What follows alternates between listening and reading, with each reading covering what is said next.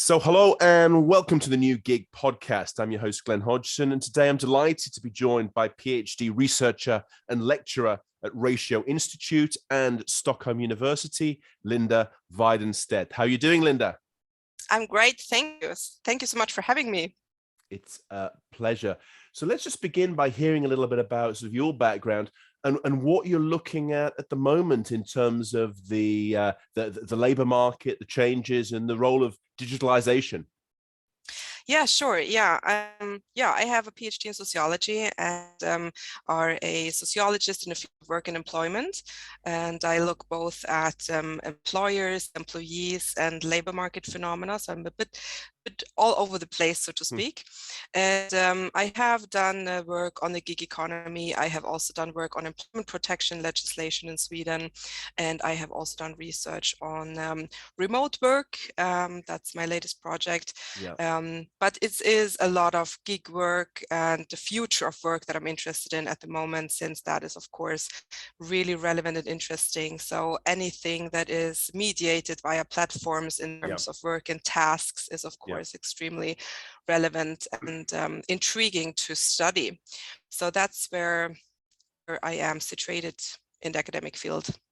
Excellent. And just to sort of hear a little bit about, you've been looking at this topic from several directions and probably more deeply than the majority of people. So what are your findings? What are your kind of neutral observations of what's happening in the world of work at the moment? Yeah. So what we did, I think it was 2020, right? We launched a report on gig workers in Sweden. And I mean, what the listeners of your podcast hopefully know is that the gig economy is super heterogeneous, right? So it's not just one type of workers out there, but the people that are mostly talked about and that we see the most are people like food delivery riders or Uber drivers. And so we wanted to look particularly at these people, since they are so visible and since the public debate basically is about these kinds of jobs, and see how these people themselves reason about their work. And we did that study in Stockholm and interviewed 34 food delivery riders that worked for Foodora and Volt and Uber Eats. And we did find a couple of interesting things. I mean, one of the things was that the majority of these people are migrants, and they come from Asian countries predominantly. And what was really surprising was that they were actually quite well educated. So we had both bachelor degrees, master degrees in finance, in physics, and we had teachers and MBAs. And so that was a surprise. I mean, I don't know about you. My stereotypical idea was a bit that these people would be quite uneducated, but that's the case. And so they told us that they had difficulties getting jobs in the Swedish labor market in their fields, and were forced to take to these measures to support themselves. And that was one of the major findings. And we thought that was quite interesting, since it went a bit against the, I think, public idea of who these people are.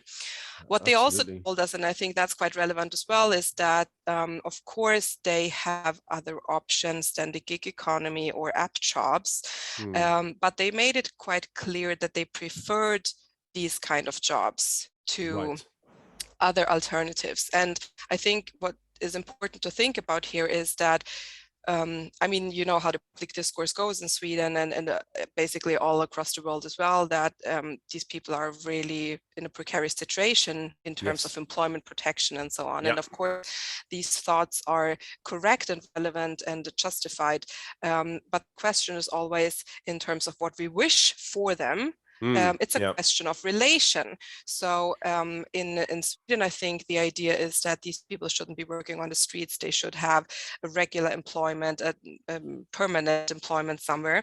But since they don't succeed in getting that, their point of reference is not, oh, I wish I had that job. I mean, they do wish they had that job, but since they can't get it, it's okay, which other job can I take?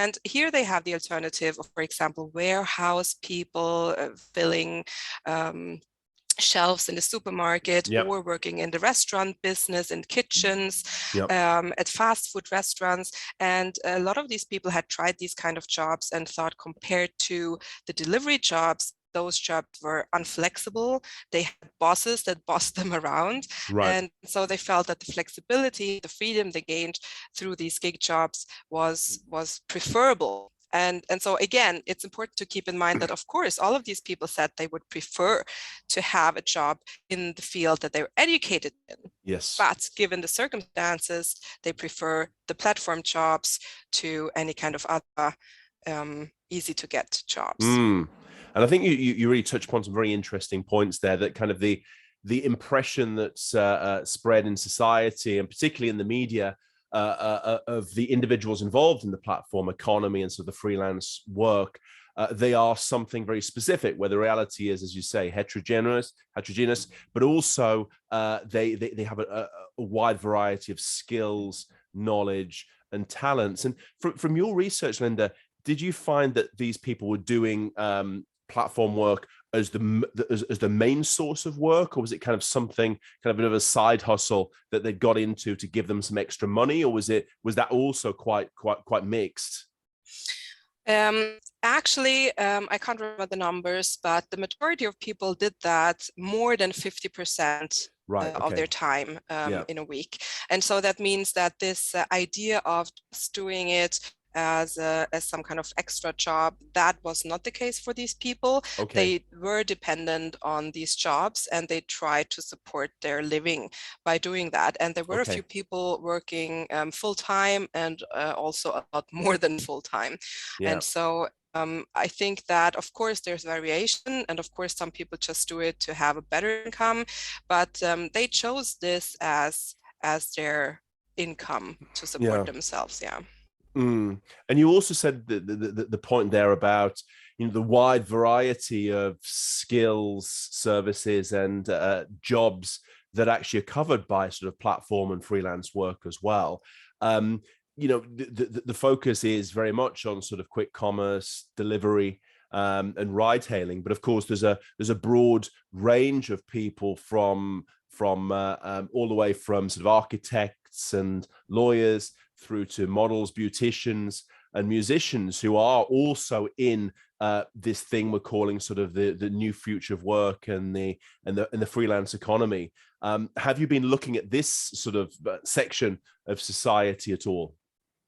Actually, we have not yet. We had thoughts about that, and we had started talking loosely to some people that call themselves digital nomads. I don't know if the listeners know who these are, but in case they don't, digital nomads is partly like slightly organized group of people that have independent, geographically independent jobs, and can travel the world and be nomads, so to speak, because they can do their work tasks from anywhere in the world. And so we were interested of that phenomenon, and we talked to a few of them in sort of like a pilot study. And there were some interesting things that they said, and we just never really had the time to go forward with a decent study. But of course, it's very interesting to look at these jobs as well. I mean, in the end, you could say that there is a very clear divide in every sector between the blue-collar jobs and the white-collar jobs. And so we have highly educated people that can come in for a month or two at a company as a marketing expert, as an IT expert, maybe even for projects that last up to 6 months. And so the gigs may be a bit longer. They are definitely higher paid, but it's still gigs, and people are not employed, and how people find their gigs can be via platforms or contacts or whatever. So of course, this is a very relevant group to look at as well. And I think that here we find to a larger degree a very voluntary workforce. They choose this. It's almost like a lifestyle. It's a lifestyle choice to do this. Whereas, of course, the people in the blue-collar jobs, to a larger extent, are forced into that for certain reasons, or feel forced into that. And of course, there are exceptions to the rule here as well. But I think that there's a very big difference between these kinds of jobs. And again, that's something you have to keep in mind when you talk about the gig and platform economy, that it's not the same thing for everyone. And so to kind of put regulations on the platform economy as such could be a bit problematic. Absolutely. And one of the big things seems to be this lack of knowledge and understanding, maybe fueled by sort of the media and various other sources, the lack of understanding of what this actually entails, and this desire for flexibility, which is increasing within the workforce. And we're not just talking about freelancers here. Just I think the figures, which we've seen a lot of that have shown during the corona virus pandemic, the number of people who want to have more sort of digital work, more flexibility, more opportunity to be able to choose over their own time and not be 9 to 5, 5 days a week in an office somewhere in the center of some town.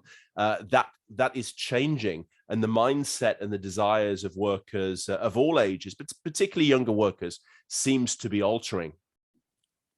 Yes, definitely. We just recently launched a report on remote work, and in that report, we didn't do a study ourselves. We surveyed the literature and looked at what the literature so far has to say, the academic literature on remote work. And I mean, the result was that people, because I mean, there are a lot of different aspects. We called it 12 points concerning remote work in the future. And so there's a lot of points to consider.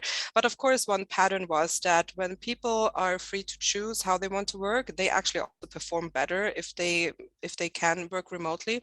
And so I think that, I mean, what we have to keep in mind in all of this is also that it's a little percentage of jobs that even have the opportunity to work remotely, right? So it's not like we're talking about the whole world. We're not talking about the whole labor market. So I'm not a proponent of this idea that in a few years everyone will work via platforms. I don't believe in that. Of course, the jobs that are possible to transform into such platformy jobs or remote work, that's of course possible. And here, I think the demand is higher since COVID. I think people have realized that work-life balance is easier to achieve when you have a freer working day. And so it means a lot to a few people. And so I think in that sense, changes will happen in the labor market. I think it will be more relevant to find solutions for this.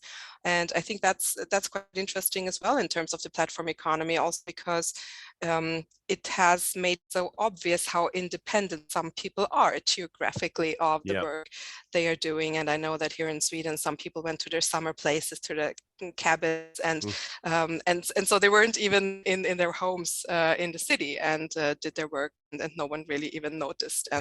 And so I think in that sense, we've definitely seen a bit of a revolution here.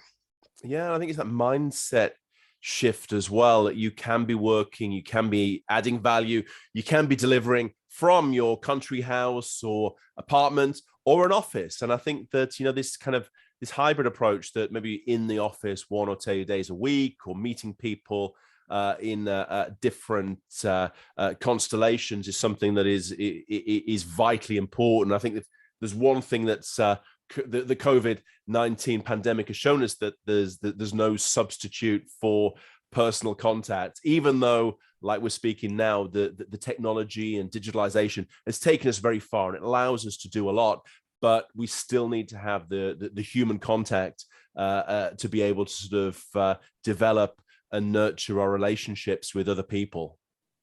Exactly, and I think that's a very important point to stress, actually, that we do feel better with social contact, and we need that generally to feel happy.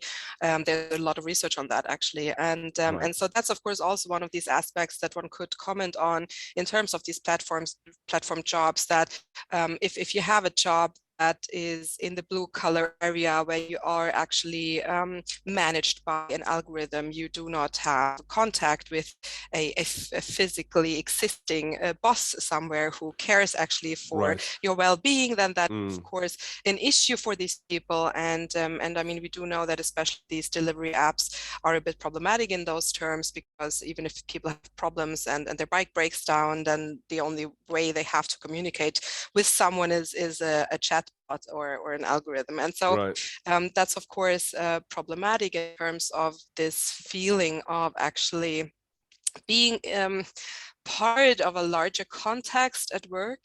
At the same time, these people have started solving that for themselves. I mean, they create WhatsApp groups, and they have team leaders, and they meet up they meet and get to know each other, and they meet up at certain points in the city and stuff like that. So it's not like they don't have any social contact, but this idea of the workplace as Yeah. physically existent geographical location, I think that is of course extremely challenged by anything that's called platform.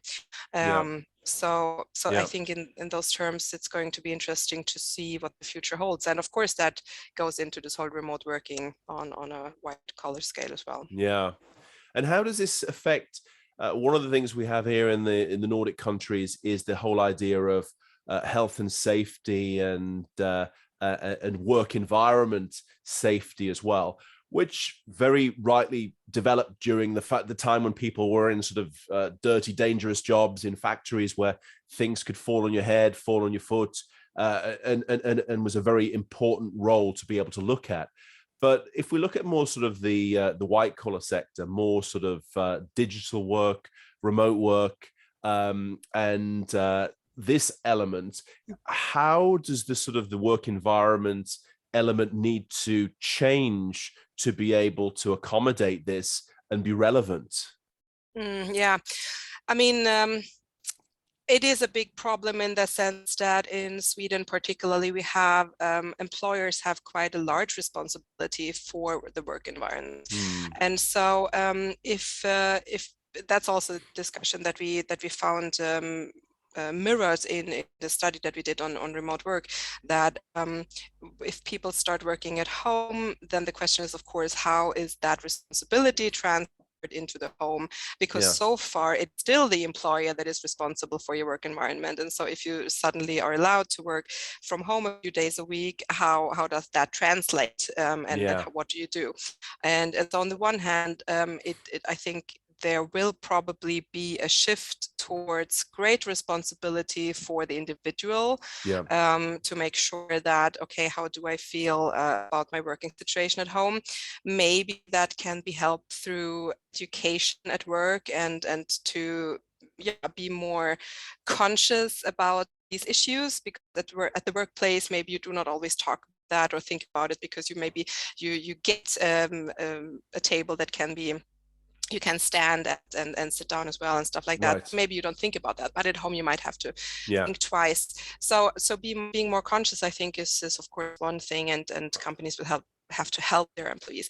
Now, if we talk about the platform economy, that's of course a very, very tricky issue, because as we know, the platform economy, the special thing about it is that you don't have an employer in that sense, and you don't have an employee. And so I think that generally, as with any other people previous in time as well, who were freelancers, they were responsible for their own work environment. And so in general, I think it's not a problem to give responsibility to the workers themselves. I think that people generally are capable of realizing what feels good and what doesn't.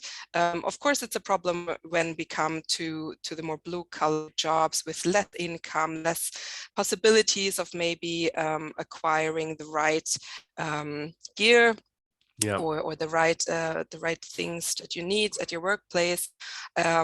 Then that's of course a bigger issue, I think, than it is probably for white collar workers. And so here again, it's of course, it is an important work to discuss these issues, to see how the work environment agencies can come in and help, and how the platforms can take responsibility. If we now think about the food delivery riders with these huge backpacks, and they're not very economical, of course, and maybe things could be developed here, but of course there needs to be either the pressure that they have to develop new ideas, or the intrinsic motivation from these platforms to actually provide a good and safe work environment for their riders. So I think there's a lot to be done, and there are a lot of questions that need to be discussed. And it's of course, it's a transition. It's a new phenomenon, and we need to learn how to live with it. So definitely. And I think sort of collaboration is probably the best thing here, to actually hear from the people themselves. One of the things that seems to be within the debate at the moment, it's the particularly in sort of the Nordic countries with their traditional um, um, sector approach of having very corporatist models is that sort of labor and the government and the organized labor is speaking, but there's no role for the workers to have a voice within this as well. And I think that sort of the work that you're doing is very important there to actually bring forward what are the actual people involved, the freelancers themselves. What are they saying? What drives them? And what do they want to get out of this? Yeah, exactly. Yeah, I think that on the one hand, it's the people's own interests and what they want and how they feel about these issues. I think they do need to come out a bit more, definitely. But then again, I also think it's also about communication with the platforms. I mean, so far the discussion has really been about the poor people on the streets versus the bad platforms. And I think that we need to be a bit more nuanced here, because the platforms also create a lot of job opportunities for people that didn't have any.